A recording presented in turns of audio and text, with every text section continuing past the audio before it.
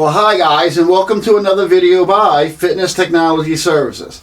So today I'm going to be working on this Nordictrack incline.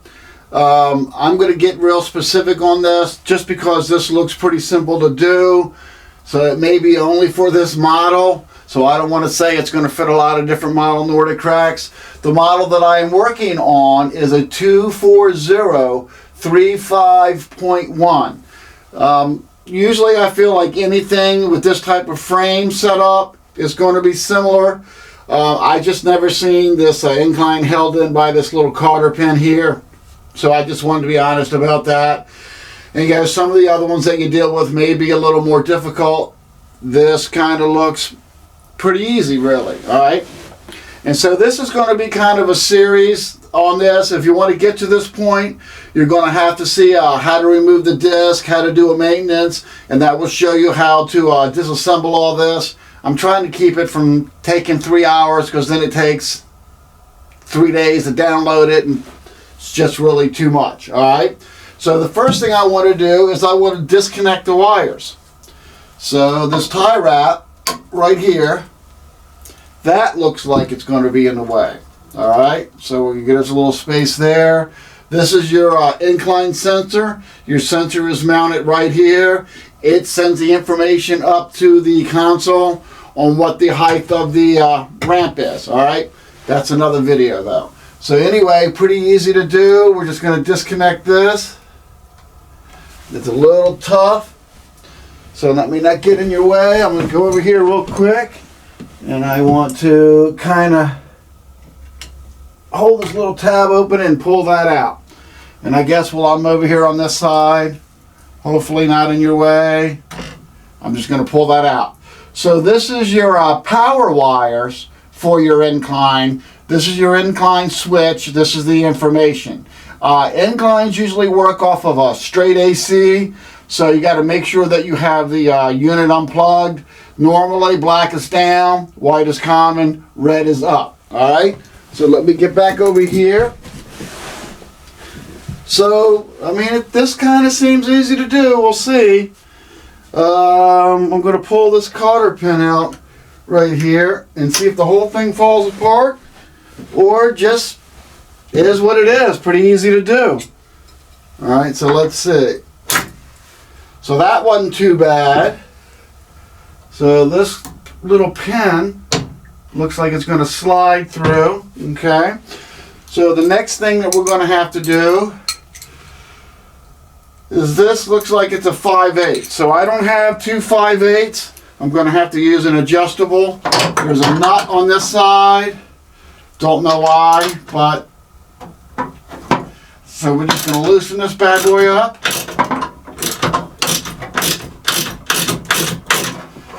So I guess we don't want to lose this nut because then I got to go searching for it and put it back.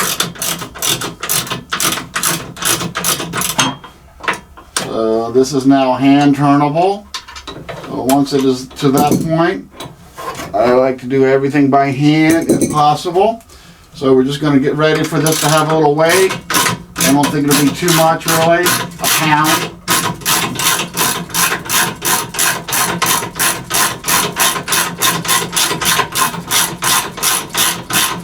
So I know that kind of puts my hand right in the way, but I'm basically just turning a bolt.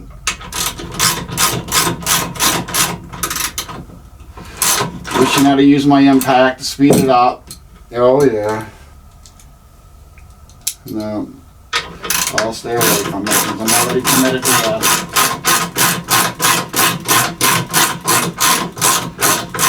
Boy, that seems like an hour though. I gotta tell you, we're just gonna see if we can. No, come on, let's just muscle it through. Alright, so for the last couple of turns, no, I know I could have done that when I was a younger man, but anyway.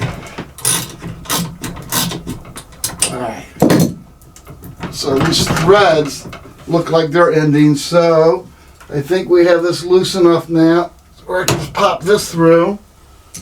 Let's see. Yeah, that's going to work out. See, I'm just banging that through.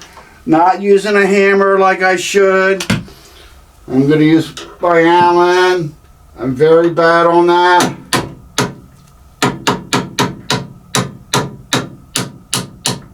But we just want to get that pin just to break free so we can get a little more slack, a little bit more. Like that. And I'm just going to leave this Allen set in there to take up that space. That should allow this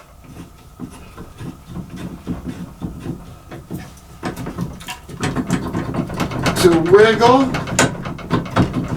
itself out. It shouldn't be much weight. Take all the weight off of it. Alright. So I didn't like having any weight on it.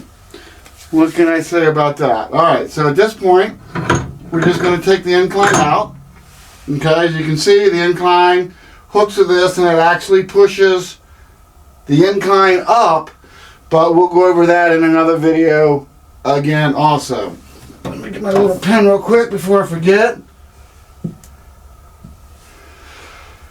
Kind of dirty, but I guess that's what mechanical work is. Alright, so we have our pretend new incline. You gotta make sure that I put that where you can view it. So I think it's going to be best to put this top bolt in first.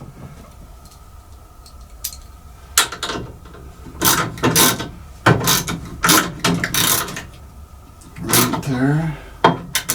Line that bad boy up as best as I can.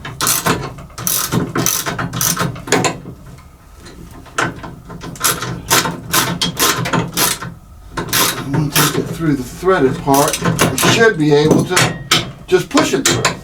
Alright, so that will take the nut on the other side. I'm not going to put that in here really tightly. I'm opening up the cover a little bit, give me a little space. So obviously you would tighten that back down. Then you would run this over to here.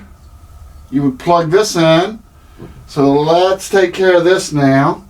Where's my little pen? There's my little pen. So we're going to take this up so there's no weight on that, because that was heavier than I wanted to be. Alright. So the pin goes through the back side. I don't know why. Let's see if I can do this. I'll explain it to you. I know I'm going to get in your way in this for a second. So see, the pin going in the back side, like so. Alright, I got the weight of the ramp off me now, so make it a lot easier to do. We're just going to put this little C-clamp in. I guess you could put a shit in all the way, but that's really good enough for that. Now that I don't have to absorb the weight anymore, I'll put that down. Wasn't really all that heavy. So you're going to run this back. Of course, I think you should tie wrap it. In this particular video, I am not. I am going to do a video on putting this whole machine back together. Because I'm also doing these videos. This is a customer's machine. So I just want to do everything in one step by step. And then all the assembly would be done in one. So of course you'd put a tie wrap around that. And that really would be it. Alright, so I guess I was short and easy. That's it for installing the incline motor on a Nordictrack 24035.1. Alright, I've had some of these located underneath here, and they're just a real bare. You have a lot of plastic to get rid of. This is much simpler, so that's kind of why I'm saying it's just for this unit. Other units similar to this, maybe once you got your covers off, you'll see. But since some of them can be super hard, I'm not going to make the claim that this is the same one for everyone. But anyway, thanks a lot for viewing this video, and I'll get started on the next thing, which more than likely is going to be the resistance motor. Alright, thanks a lot.